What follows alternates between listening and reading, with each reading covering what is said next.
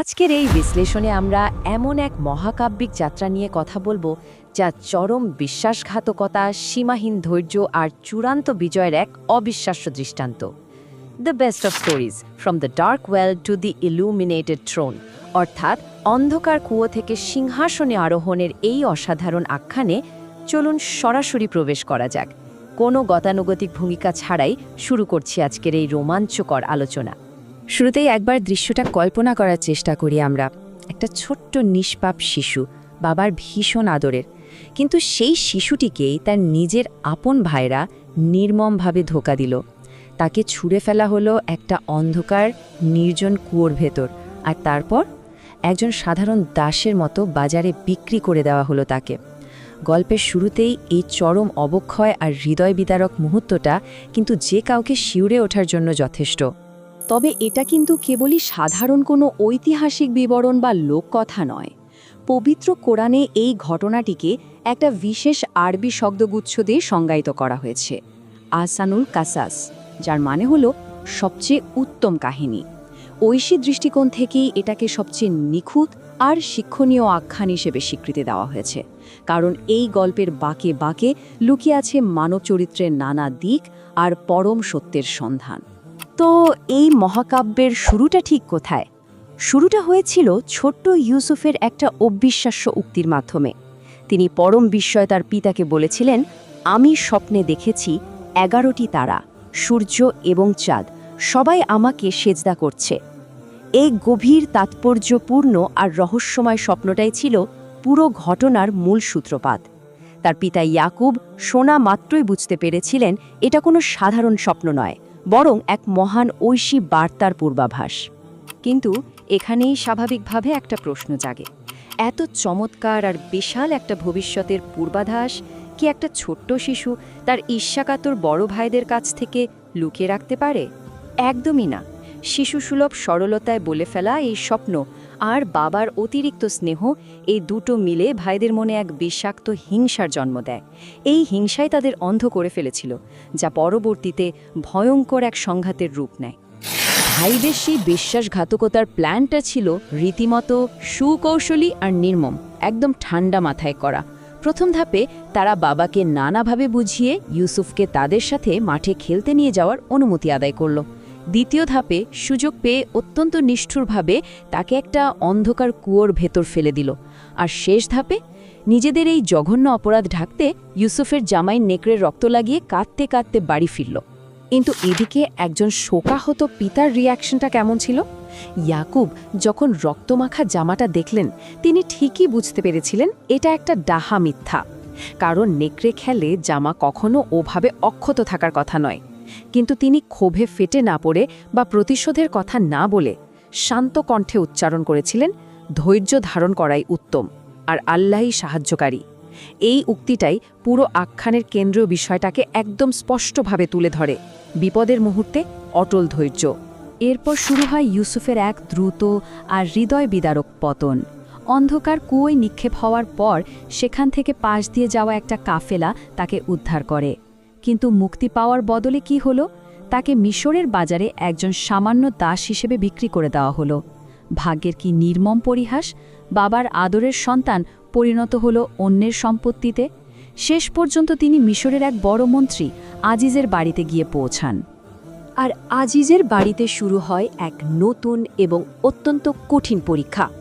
মন্ত্রীর স্ত্রী জুলেখা ইউসুফের যৌবন ও সৌন্দর্যে আকৃষ্ট হয়ে তাকে প্রলুব্ধ করার চেষ্টা করে, কিন্তু ইউসুফ তীব্রভাবে তা প্রত্যাখ্যান করে বলে ওঠেন, মা আজ আল্লাহ, অর্থাৎ আল্লাহ রক্ষা করুন। নিজেকে বাঁচাতে তিনি যখন দৌড়ে পালানোর চেষ্টা করেন, তখন পেছন থেকে তার জামা ছিঁড়ে যায়। পরবর্তীতে নিজের দোষ ঢাকতে জুলেখা তার উপর সম্পূর্ণ মিথ্যা অপবাদ চাপিয়ে দেয়। সেই সময় সমাজের রিয়াকশনটাও ছিল রীতিমতো অবাক করার মতো। আজিজের স্ত্রীর এই ঘটনা যখন শহরের নারীদের কানে পৌঁছল, তারা কানা ঘোষা শুরু করল। তখন তাদের সামনে ইউসুফকে আনা হলো। তার ঐশী সৌন্দর্যে তারা এতটাই মুগ্ধ আর হতবাক হয়েছিল যে ফল কাটার সময় ভুলবশত নিজেদের হাতই কেটে ফেলেছিল আর টেরও পায়নি। তারা বিস্ময়ের সাথে বলেছিল, এ কোনো সাধারণ মানুষ হতে পারে না, এ তো একজন সম্মানিত ফেরেশতা। তাহলে এখানে একটা বড় প্রশ্ন থেকেই যায়, এমন এক নিষ্কলঙ্ক চরিত্র আর প্রমাণিত নির্দোষিতা থাকা সত্ত্বেও একজন মানুষকে কেন জেলের অন্ধকার প্রকোষ্ঠে বন্দী হতে হলো? এর একটাই কারণ, ক্ষমতার অপব্যবহার। সমাজের উচ্চপদস্থ এক নারীর সম্মান বাঁচাতে আর কেলেঙ্কারি ধামাচাপা দিতে গিয়ে সম্পূর্ণ অন্যায়ভাবে ইউসুফকে জেলে পাঠিয়ে দেওয়া হলো। জেলের অন্ধকারে এভাবেই কেটে যায় বেশ কয়েকটা বছর। এরপর একদিন পরিস্থিতি সম্পূর্ণ পাল্টে গেল মিশরের বাদশাহর দেখা একটা অদ্ভুত স্বপ্নের কারণে। তিনি স্বপ্নে দেখলেন 7টি মোটা গরুকে খেয়ে ফেলছে 7টি রোগা গরু, আর 7টি সবুজ শস্যের শীষের পাশে রয়েছে 7টি শুকনো শীষ। রাজ্যের কোনো জ্ঞানী ব্যক্তি এই অদ্ভুত স্বপ্নের ব্যাখ্যা দিতে পারল না।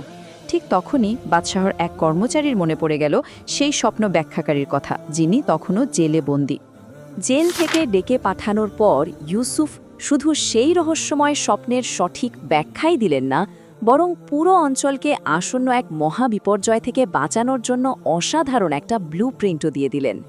তিনি জানালেন, প্রথম 7 বছর প্রচুর পরিশ্রমে চাষাবাদ করতে হবে, উদ্বৃত্ত ফসল সংরক্ষণ করতে হবে, আর পরবর্তী 7 বছরের ভয়াবহ দুর্ভিক্ষের সময় সেই সংরক্ষিত খাবার অত্যন্ত সুপরিকল্পিতভাবে বণ্টন করতে হবে। কি অসাধারণ প্রজ্ঞা, তাই না? বাদশাহ তো ইউসুফের এই অতুলনীয় জ্ঞানে এতটাই মুগ্ধ হলেন যে তিনি তাকে মুক্তি দিয়ে সরাসরি রাজকীয় পদ দিতে চাইলেন। কিন্তু ইউসুফ কি সেটা সাথে সাথে গ্রহণ করেছিলেন? না, তিনি শর্ত দিলেন, আগে প্রকাশ্যে তার নির্দোষিতা প্রমাণ করতে হবে। জুলেখা সবার সামনে সত্য স্বীকার না করা পর্যন্ত তিনি জেল থেকে বের হতে অস্বীকৃতি জানান। এই অসাধারণ আত্মসম্মানবোধ প্রমাণ করে যে ক্ষমতার চেয়ে নিজের সচ্চরিত্র তার কাছে অনেক বেশি মূল্যবান ছিল। এরপর সত্যিই শুরু হলো সেই ভয়াবহ দুর্ভিক্ষ। কানান শহরে চরম খাদ্যাভাব দেখা দিলে ভাইয়েরা খাবার সংগ্রহ করতে মিশরে আসে। কি একটা অবিশ্বাস্য নাটকীয়তা ভাবুন! তারা সরাসরি এসে উপস্থিত হয় মিশরের প্রধানমন্ত্রীর সামনে সাহায্য চাওয়ার জন্য। আর এই প্রধানমন্ত্রী আর কেউ নন, স্বয়ং ইউসুফ। কিন্তু তারা তাকে একেবারে চিনতে পারেনি। তিনি তাদের পরের বার আসার সময় ছোট ভাই বেনিয়ামিনকে সাথে নিয়ে আসতে নির্দেশ দেন। এরপর ঘটে গল্পের অন্যতম ইমোশনাল একটা মুহূর্ত। একটা কৌশলের মাধ্যমে ছোট ভাই বেনিয়ামিনকে নিজের কাছে রেখে দেওয়ার জন্য তার মালপত্রের ভেতর রাজকীয় পানপাত্র রেখে দেওয়া হয়। যখন সেটা উদ্ধার হয় তখন ভাইয়েরা নিজেদের বাঁচাতে ইউসুফের সামনে দাঁড়িয়েই তাকে চরম অপমান করে বসে। তারা বলে, এ যদি চুরি করে থাকে আশ্চর্যের কিছু নেই, তার এক ভাইও আগে চুরি করেছিল। কি নিদারুণ একটা পরিস্থিতি!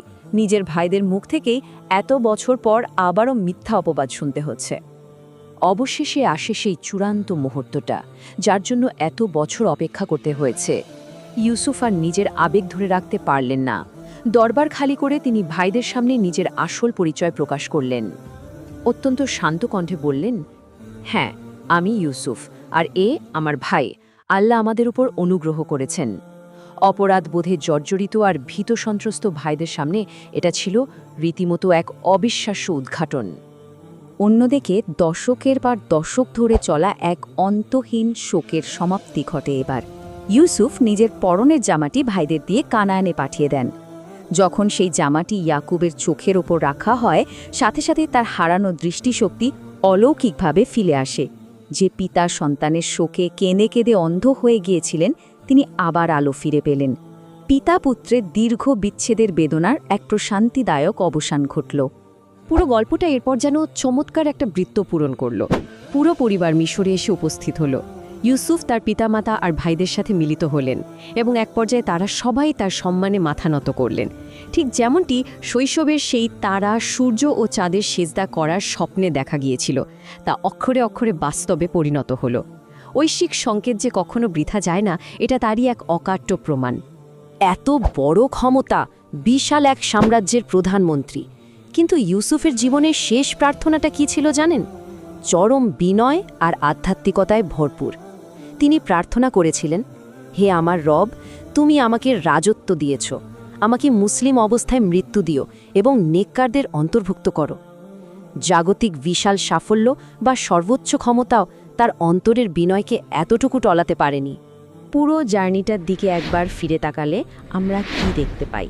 পরিবারের দ্বারা কুয়োয় নিক্ষেপ হওয়া থেকে শুরু করে একজন সাধারণ দাস হওয়া, বিনা অপরাধে বছরের পর বছর অন্ধকার কারাবরণ, আর শেষ পর্যন্ত মিশরের প্রধানমন্ত্রী হিসেবে মুকুট ধারণ, এই চরম উত্থান পতন প্রমাণ করে যে অটল ধৈর্য কিভাবে জীবনের সবচেয়ে গভীর কষ্টগুলোকেও সবচেয়ে বড় বিজয়ে রূপান্তরিত করতে পারে।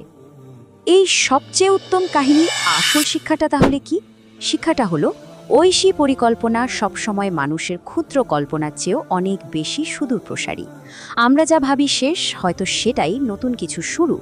আর প্রকৃত ধৈর্যের ফল সবসময় মিষ্টি হয়। জীবনের সাময়িক অন্ধকার যে আসলে একটা বৃহত্তর আর সুন্দর লক্ষ্যেরই অংশ, এই গল্পটি তার সবচেয়ে বড় এবং বাস্তব প্রমাণ। সব শেষে এটা আমাদের জন্য খুব গভীর একটা চিন্তার জায়গা রেখে যায়। জীবন যখন হঠাৎ করে কাউকে হতাশার চরম অন্ধকার কুয়োয় ছুঁড়ে ফেলে, তখন কি মনে রাখা সম্ভব যে গল্পটা এখানেই শেষ নয়? এই মহাকাব্যিক আখ্যান আমাদের বারবার স্মরণ করিয়ে দেয় যে ধৈর্যের সাথে প্রতিকূলতা মোকাবেলা করলে শেষ পরিণতি সবসময় সুন্দর হতে বাধ্য। অন্ধকার যত গভীরই হোক না কেন, ভোরের আলো ফুটবেই। আজকের এই বিশ্লেষণ এখানেই শেষ করছি।